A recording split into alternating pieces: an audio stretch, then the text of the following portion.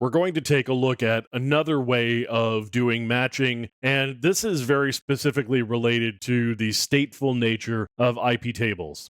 When I talk about stateful nature, what I'm talking about is the fact that IP tables actually keeps track of every connection flow that is going through it. Every protocol, every connection has a state when it goes through IP tables. When a message goes through the firewall for the first time related to a specific source port and destination port, that is a new connection. So the state for that is new. When we've got one where we've already seen the initial packet, then we've got an established state. Once we get the SYN-ACK back, now we've got an established connection because we've already sent the new one through, even though the three-way handshake is not yet complete. From the perspective of the firewall, we are still talking about an established connection. The reason for that is because from the firewall's perspective, we've already seen a message go through. So the next message coming through in the reverse direction is established because we already know about it. What we can do here is we can say -m state. So we're going to match on the state, and that is not the state of the individual packet. That's actually referring to the state table that IP tables keeps track of. I can say state now, and I can say new. And with that, I can say accept.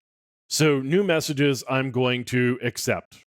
With established states, we might also say -j accept.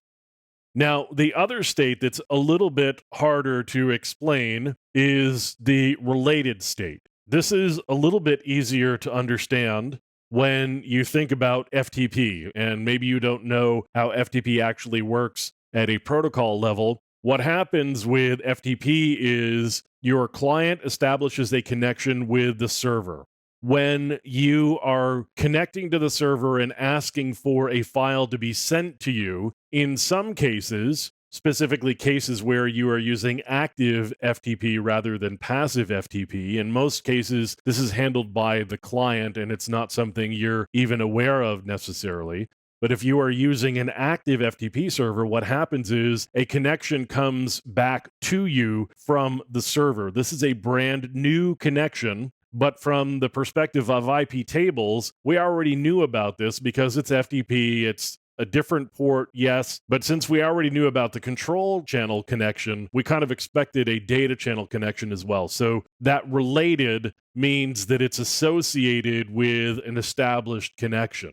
So we already know about the established connection. The related says, yeah, this is one that's going to be attached to one that's already established. So we're going to allow that one as well.